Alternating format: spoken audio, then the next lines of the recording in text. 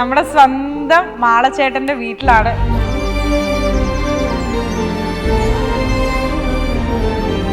ഇനി നീ ഇവിടെ രാഷ്ട്രീയം പറഞ്ഞു കേട്ടാൽ ഇട്ടിച്ചതിന്റെ അസ്ഥിയിൽ ഓടിക്കും.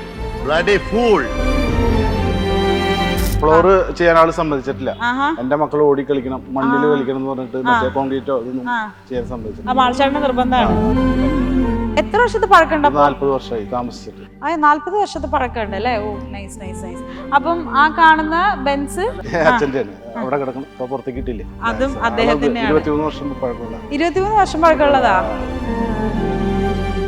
ഈ മണി ഏറ്റവും കൂടുതൽ അടിച്ചിട്ടില്ല ഇവിടെ വന്നിട്ടുള്ള അതിഥി ആരായിരിക്കും? ഈ ആളുടെ ഒരു സുഹൃത്തിന്റെ ആളായിരിക്കും മിക്കവാറും.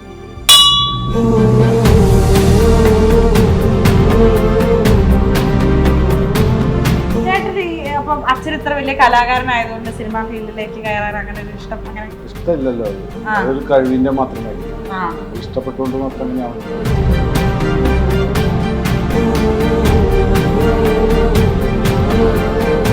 കപ്പലുകൾ ഇങ്ങനെ ഇരിക്കണത് ഞങ്ങള് മാമു കോയ്സ് പോയപ്പോ അവിടെ തന്നെയാണത്. ആണോ? ആ ഭാഗത്ത് തന്നെയാണ്.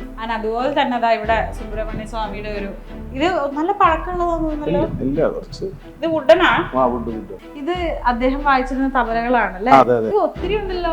ഒരു 8 സെറ്റോളം ഉണ്ട്. അപ്പം ഇതാണ് നമ്മൾ നേരത്തെ പറഞ്ഞ ആ ഒരു മുറി അല്ലേ, ഗസ്റ്റ് റൂം. അപ്പൊ ഇതാണ് അതിന്റെ എൻട്രൻസ്.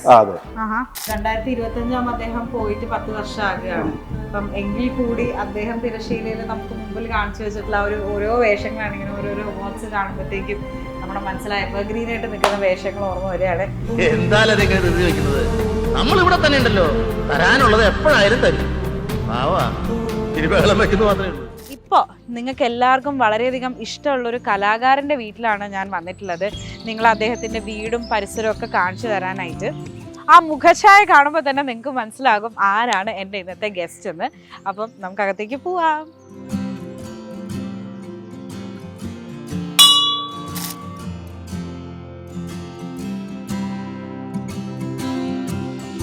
അതൊന്ന് സൂക്ഷിച്ച് നോക്കി മുഖത്തേക്ക്. നമ്മുടെ സ്വന്തം മാളച്ചേട്ടന്റെ വീട്ടിലാണ് ഞാനിപ്പോൾ ഉള്ളത്. ഇത് മാളച്ചേട്ടന്റെ മകനാണ് മുത്തുച്ചേട്ടൻ. ഹലോ ചേട്ടാ, നമസ്കാരം. സാധാരണ ഞാൻ എപ്പോഴും നേരെ അകത്തേക്കാണ് പോവുക. പക്ഷെ എനിക്ക് തോന്നി ഈ വീടിന്റെ പരിസരം എൻ്റെ പ്രേക്ഷകർക്ക് ആദ്യം കാണിച്ചു കൊടുത്തിട്ട് നമുക്ക് അകത്തേക്ക് ഒന്നിച്ചു പോകാം എന്നല്ലേ? ചേട്ടനും കൂടെ എൻ്റെ ഒപ്പം ഒന്ന് വരും.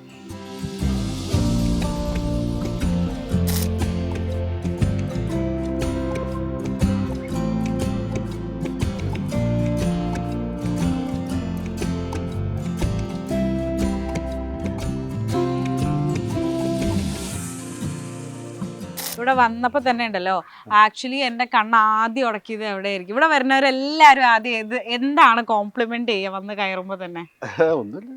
പ്രത്യേകിച്ച് അല്ലല്ല, എനിക്ക് ആദ്യം എൻ്റെ കണ്ണ് പോയത് ഇത് അങ്ങോട്ടേക്കാണ്.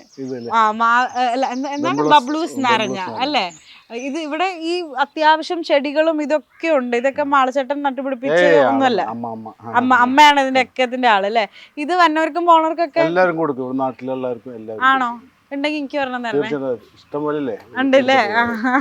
Okay okay. അപ്പം അത്യാവശ്യം ഗാർഡനിങ്ങും പരിപാടികളും ഒക്കെ ഉണ്ട്. മുറ്റം എല്ലാ ദിവസവും നല്ല വൃത്തിയാക്കി ഇടും അല്ലേ? ഫ്ലോറ് ചെയ്യാൻ ആള് സമ്മതിച്ചിട്ടില്ല. എന്റെ മക്കൾ ഓടി കളിക്കണം, മണ്ണിൽ കളിക്കണം എന്ന് പറഞ്ഞിട്ട് മറ്റേ കോൺക്രീറ്റോ ഇതൊന്നും ചെയ്യാൻ സമ്മതിച്ചിട്ടില്ല. മാളച്ചേട്ടന്റെ നിർബന്ധമാണ്. അപ്പൊ നിങ്ങള് കളിച്ചു വളർന്ന വീടാണ്. ഓ, എത്ര വർഷത്തെ പഴക്കമുണ്ട്? 40 വർഷമായി താമസിച്ചിട്ട്. 40 വർഷത്തെ പഴക്കമുണ്ട് അല്ലേ? ഓ നൈസ് നൈസ് നൈസ്. അപ്പം ആ കാണുന്ന ബെൻസ് അല്ല, അത് എന്റെയാണ്, ബാക്കി അച്ഛന്റെയാണ്, അവിടെ കിടക്കണം, ഇപ്പൊ പുറത്തേക്ക് കിട്ടില്ലേ. അതും അദ്ദേഹത്തിന്റെ 23 വർഷം പഴക്കമുള്ള. 23 വർഷം പഴക്കമുള്ളതാ. അതായത് ഏകദേശം 2001 അല്ലേ? ആള് സ്ഥിരമായിട്ട് ഉപയോഗിച്ചിരുന്നതാ വണ്ടിയാണ്. അദ്ദേഹത്തിന് ഇഷ്ടപ്പെട്ട വാഹനം. ഭയങ്കര ഇഷ്ടമായിരുന്നു. ആളിൽ വേറെ ഒരു വണ്ടി ഉണ്ടായിരുന്നു, സെയിം ലാൻസർ തന്നെ. അദ്ദേഹം ആദ്യം വാങ്ങിയ വണ്ടി ഏതായിരുന്നു? രാജദൂത് ബൈക്ക്. ഓഹോ, അതായിരുന്നു. ഇല്ലില്ല, ഞാൻ കേട്ടിട്ടില്ല. അതിനുശേഷം ബുള്ളറ്റ്. ഇതാണ് അതാണ് മരിക്കുന്ന സമയത്ത് ആളുണ്ടായ എക്കോസ്പോർട്ട്. അതുപോലെ തന്നെ ഞാൻ വന്നപ്പോ ഞങ്ങൾക്ക് ഇവിടെ സാധാരണ ഒരു വീട്ടിൽ കയറുമ്പോ ഞാൻ കോളിംഗ് ബെൽ അടിച്ചിട്ടാ കയറാം. പക്ഷെ എന്റെ കണ്ണ് ആദ്യം അത് വെറൈറ്റി ആയിട്ട് ഈ ഒരു മണിയിലാണ്. ഇത് ലൈക് പണ്ട് തൊട്ടേ ഇവിടെ ഉള്ളതാണ്. ഞാൻ അധികം വീടുകളിൽ കണ്ടിട്ടില്ല. മിക്ക വീടുകളിലുണ്ട്, ഈ ഭാഗത്തൊക്കെ ഉണ്ട്. ഇവിടെ അങ്ങനെ ഉണ്ട് അല്ലേ? ഓക്കെ. ഈ മണി ഏറ്റവും കൂടുതൽ അടിച്ചിട്ടില്ല ഇവിടെ വന്നിട്ടുള്ള അതിഥി ആരായിരിക്കും? ഈ ആളുടെ ഒരു സുഹൃത്തിന്റെ ആളായിരിക്കും മിക്കവാറും. മരിച്ചു, ആള് മരിച്ചു. അബ്ദുള്ള എന്ന് പറഞ്ഞിട്ട് ആളുടെ അസിസ്റ്റന്റ് ആയിരുന്നു, മാനേജർ ആയിരുന്നു. ഓ അദ്ദേഹമായിരിക്കും എല്ലാ ദിവസം വരും. ഓക്കെ. ഇവിടെയാണെങ്കിൽ ഒരുപാട് മരങ്ങളും ചെടികളും കായ്കളും ഒക്കെ ഉണ്ടല്ലോ. ഇത് എന്തോ ഔഷധ ഗുണമുള്ള അതെന്തോ ഒരു ഔഷധ ചെടിയാണ്, അതിന്റെ പേര് എനിക്കറിയില്ല. ഒരു ഡോക്ടർ പറഞ്ഞത്. ഇവിടെ വന്നപ്പോ വേറൊരു കൗതുകകരമായിട്ടുള്ള ഒരു കാര്യം ഞാൻ അറിഞ്ഞത് എന്താ വെച്ചാൽ മുകളിലെ അസിസ്റ്റൻസിനും അല്ലെ അതുപോലെ പ്രൊഡക്ഷൻ കൺട്രോളേഴ്സിനും ഒക്കെ താമസിക്കാനൊരു ഇടം രാത്രിയൊക്കെ ആയിരിക്കില്ല ഒരു ഷൂട്ട് കഴിഞ്ഞ് വരുന്നത്, ചിലപ്പോൾ വെളുപ്പിന് 2 മണി 3 മണിയൊക്കെ ആയിരിക്കും. 5-5:30 വേണ്ടിയിട്ട് വീണ്ടും 1 മണിക്കൂർ 2 മണിക്കൂർ റെസ്റ്റ് കഴിഞ്ഞിട്ട് എടുത്തിട്ട് പോകും. അപ്പൊ അവര് നമ്മളെ വീട്ടുകാരെ ബുദ്ധിമുട്ടിക്കാതെ ഇരിക്കാൻ അവരെ മുകളിൽ അക്കോമഡേറ്റ് ചെയ്യും. അതാണ് മുള്ളു കാണുന്ന ഏരിയ. ഓ ഞാനോർത്ത് അത് വീടിന്റെ ഭാഗമാണ്. വീടിന്റെ ഭാഗം തന്നെ, വീടിന്റെ അകത്തുനിന്നല്ല അതിന്റെ സ്റ്റെയർ കേസ് പുറത്തുനിന്നാണ് അല്ലേ. അപ്പൊ നമുക്ക് എന്തായാലും അകത്ത് പോയിട്ട് പിന്നീട് അത് പോയിട്ട് കാണാം. ഇപ്പൊ അവിടെ ആരും അതൊന്നുമില്ല, അത് യൂസ് ചെയ്യുന്നില്ല. അദ്ദേഹം പോയതിനു ശേഷം പിന്നെ അല്ലേ. ഓക്കെ, അപ്പം നമുക്ക് അകത്തേക്ക് പോവാം. ആയിക്കോട്ടെ, വരും.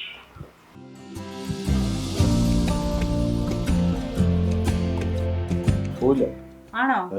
ഈ വീട് വിട്ടിട്ട് അദ്ദേഹത്തിന് അങ്ങ് പോകാൻ ഇഷ്ടല്ലേ അല്ലേ? ഓക്കെ. അപ്പൊ നമ്മള് നമ്മുടെ സ്വന്തം മാളച്ചേട്ടന്റെ വീടിന്റെ ഹാളിലാണ് വന്നിട്ടുള്ളത്. ഇതെന്തോ ഒരു അവാർഡ് നിശയിലേക്ക് കയറി ഒരു ഫീലാണ് കിട്ടുന്നത്. അത്രമാത്രം റെക്കഗ്നീഷൻസും അവാർഡ്സുമാണ് ചുറ്റും വെച്ചിരിക്കുന്നത്.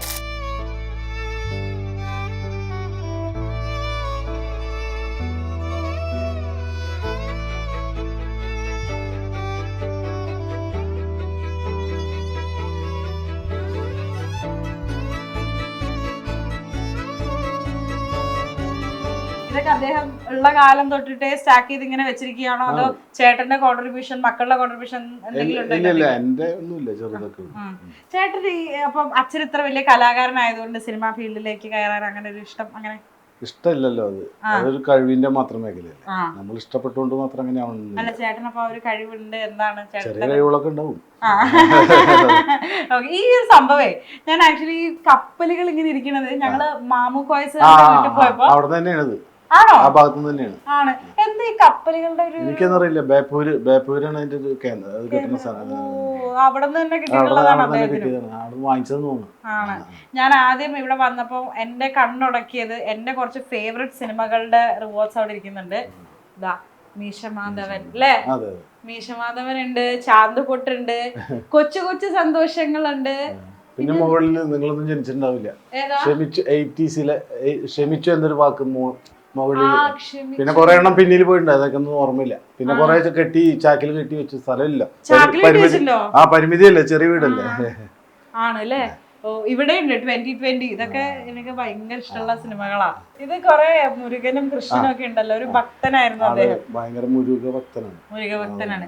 അപ്പൊ അത് കയറി വരുമ്പോ തന്നെ നമുക്ക് ആ മുരുകന്റെ ഒരു പടം വെച്ചിരിക്കുന്ന കാണാം. ഇത് ആക്ച്വലി അദ്ദേഹത്തിന്റെ പടം ഇത് എപ്പോ വെച്ചിട്ട് ശേഷം വെച്ചിട്ടുള്ളതാണ്. അതിന്റെ താഴെ ചെറിയൊരു തബല വെച്ചിട്ട് ഞാൻ ഒന്ന് എടുത്ത് കാണിച്ചോട്ടെ. അത് കാണില്ലല്ലോ. ആരെങ്കിലും ചെയ്യിപ്പിച്ച് തന്നതാണോ? ഇല്ല, അത് അച്ഛനുള്ളപ്പോ തന്നെ ഉള്ളതാണ്. ആണോ?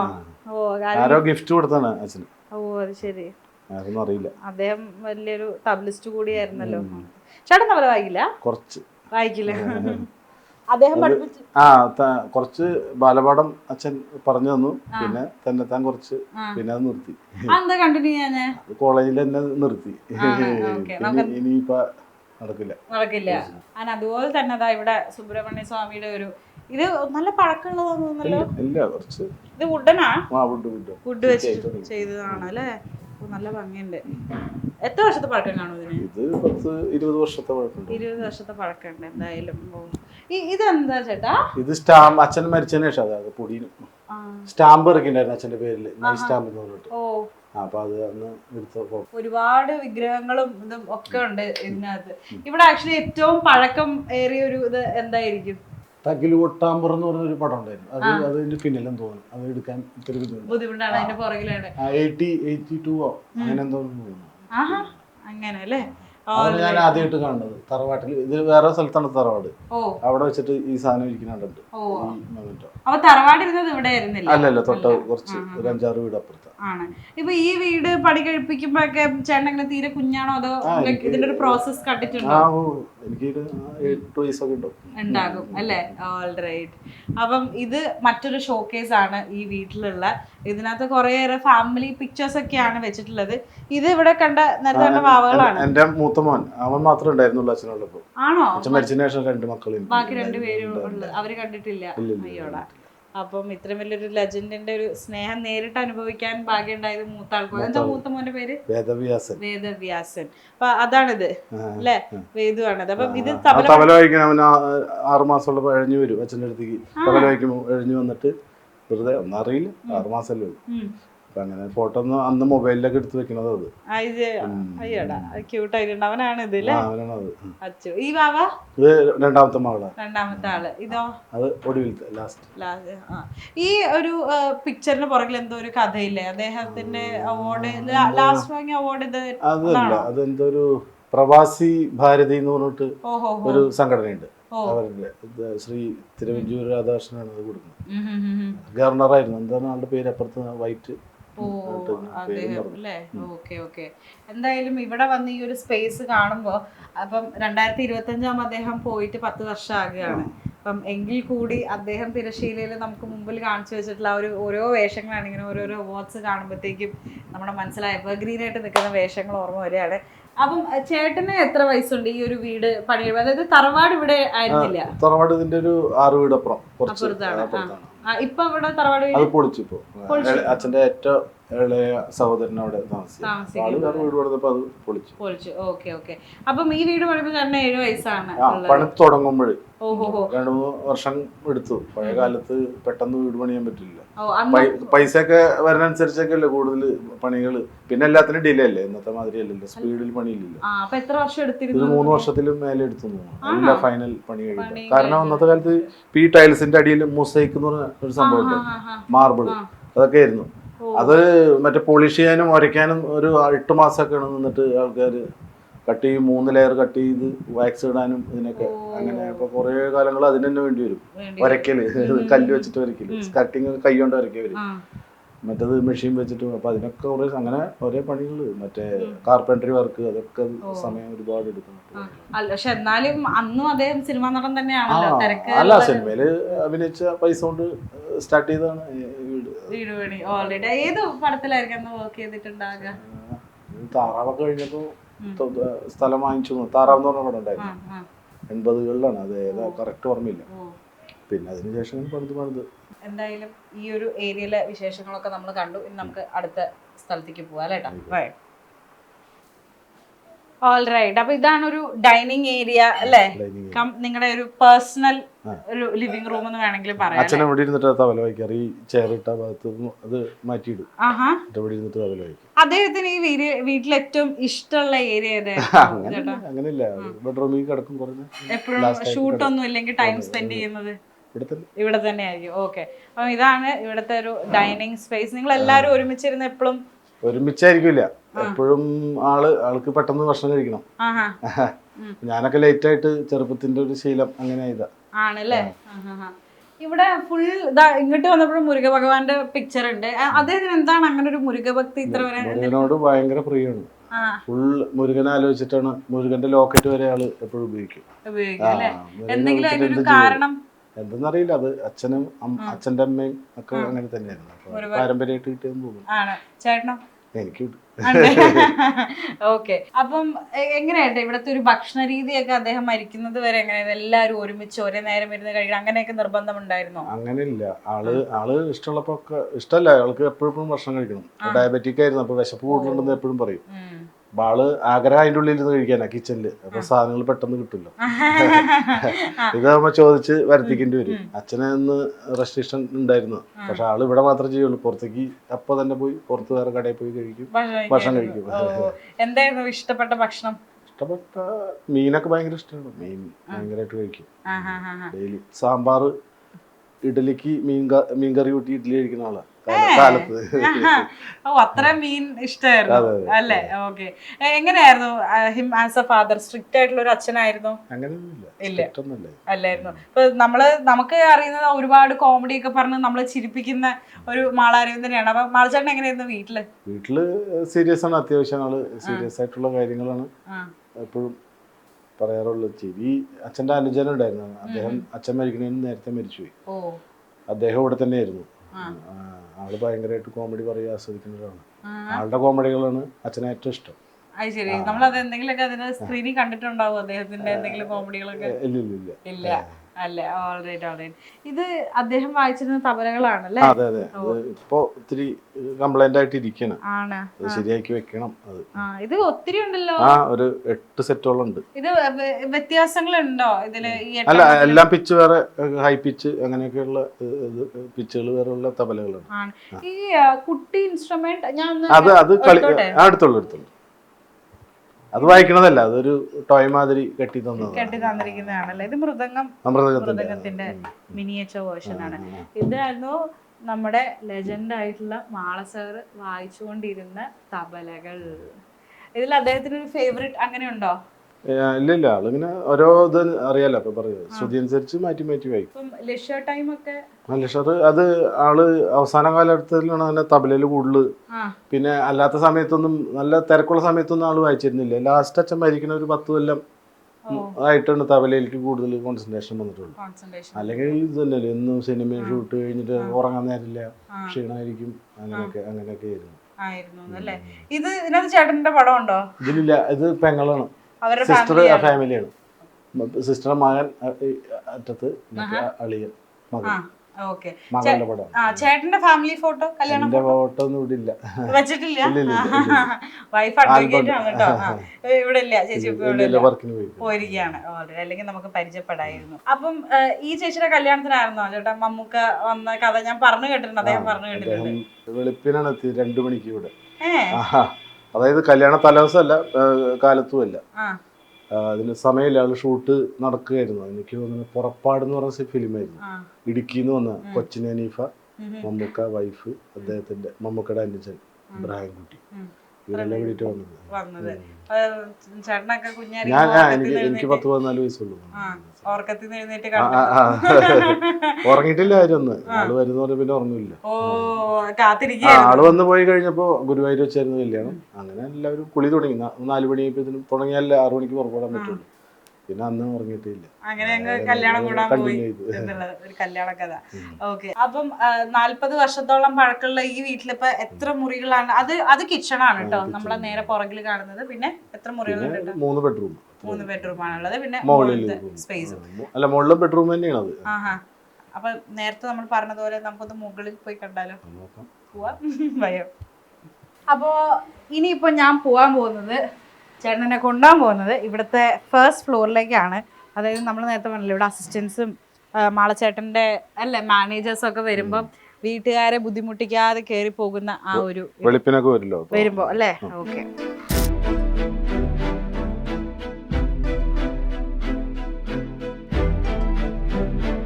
സെപ്പറേറ്റ് ഗേറ്റ് ഇതിനായിട്ട് തന്നെ വെച്ചിട്ടുണ്ടല്ലേ? അല്ല, അത് പഴയ കാലത്ത് കാറ് കളവ് പോയിരുന്നു. അപ്പൊ ഒരു എക്സ്ട്രാ ഗേറ്റ് ഇട്ടിട്ട് താഴോട്ട് വെച്ചു.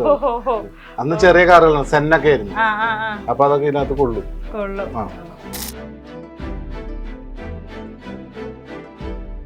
ഇത് മൊത്തം മറ്റേ ഒരുപാട് ഇത് വലിയ വേപ്പ് മരം അല്ലേ? അമ്മേടെ നാരങ്ങ ഒടിഞ്ഞെടുക്കണം. വീട്ടിൽ കൊണ്ടുപോകാൻ പറ്റുമോ? അത് ചീത്ത മീൻസ് വാടിപ്പഴുത്തായിരിക്കും. ചേട്ടാ ഇതൊന്നും ശരിക്കും കൊള്ളി പൊട്ടിക്കന്നെ വേണം മരത്തിൽ. അത് മൂത്തിട്ട് വേണം പൊട്ടിക്കാനായിട്ട്.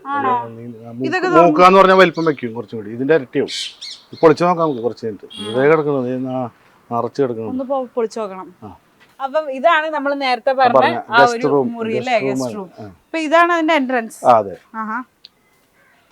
ഇങ്ങനെ വന്നിട്ട് ഉപയോഗിക്കണില്ല, കൂട്ടിയിട്ടിരിക്കുകയാണ് അല്ലേ? ഓൾറൈറ്റ്. അപ്പം ആൾക്കാർ മിണ്ടാതെ വന്ന് ഇതേ വഴി കയറി അങ്ങ് പോയേനെ. അപ്പൊ എന്തൊക്കെ അമ്യൂണിറ്റീസ് ഉണ്ട് ഇതിന്റെ അകത്ത്?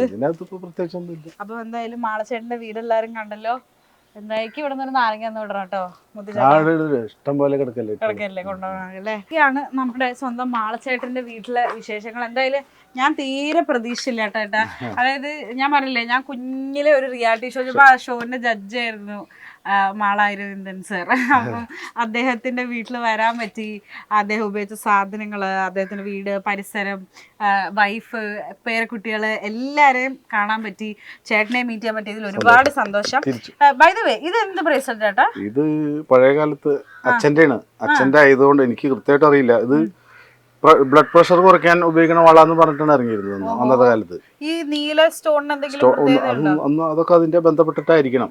ഒരു വിശ്വാസം മാത്രമായിരിക്കും ചിലപ്പോ. പക്ഷെ ഇത് എന്റെ മകൻ ഇപ്പൊ കണ്ടെത്തി, എവിടെ നിന്നോ തെരഞ്ഞെടുത്ത് കണ്ടെത്തി. പിന്നെ അത് അച്ഛന്റെ ആയതുകൊണ്ട് ഞാൻ ഇട്ടിട്ട് നടക്കണം. ഇത് എന്റെ പേരിൽ ഇടുന്നത്. ചേട്ടൻ എങ്ങനെയാണ്? മാളസാറിന്റെ മാതിരി തന്നെയുള്ള ഒരു അച്ഛനാണോ? ഏകദേശം അങ്ങനെയാണ്. ഈ ഒരു ചായ വെച്ചിട്ട് പുറത്തിറങ്ങുമ്പോ, അതായത് മകനാണെന്ന് അറിയാത്ത ആൾക്കാർ വന്നിട്ട് കോംപ്ലിമെന്റ് ചെയ്തിട്ടുണ്ടോ? തീർച്ചയായിട്ടും. ചിലർ ചോദിക്കും ആളല്ലെന്നൊക്കെ ചോദിക്കും. കാണുമ്പോൾ ചായ വെച്ചിട്ട് ചോദിക്കും. ചിലർ ശബ്ദം കേട്ടിട്ട് ചോദിക്കുന്ന ആൾക്കാരുണ്ട്. അയ്യോ, ശരിക്കും ശബ്ദത്തിന് അത് ഭയങ്കര ഇതുണ്ട് കേട്ടോ. താഴെ നിന്ന് എന്തോ ഒരു കാര്യത്തിന് ഇളയ ആളെ അല്ലെ മോളെ ശരിക്കും ആൾച്ചോടെ സംസാരിക്കണ മാതിരി ഉണ്ടായിരുന്നു.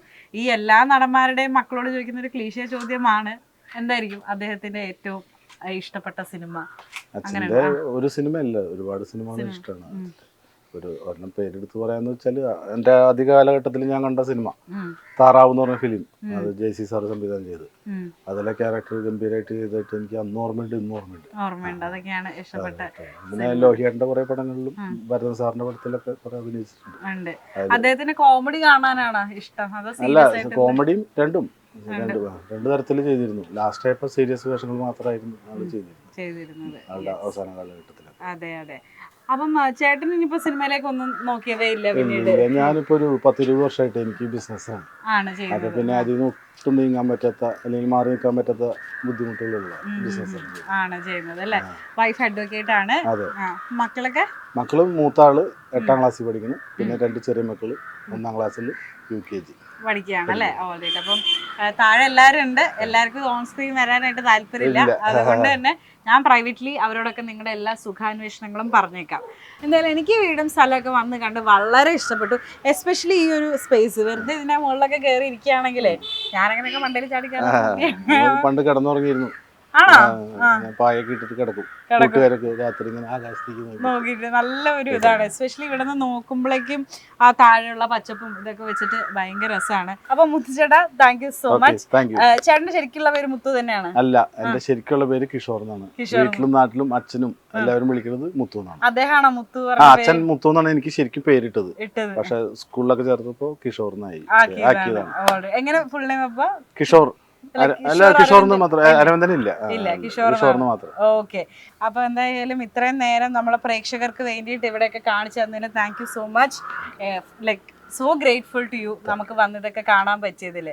അപ്പൊ എന്റെ പ്രേക്ഷകർക്ക് ഒരു ടാറ്റ നമുക്ക് ഒരുമിച്ച് പറയാം. അപ്പം bye guys, I will catch you in the next episode.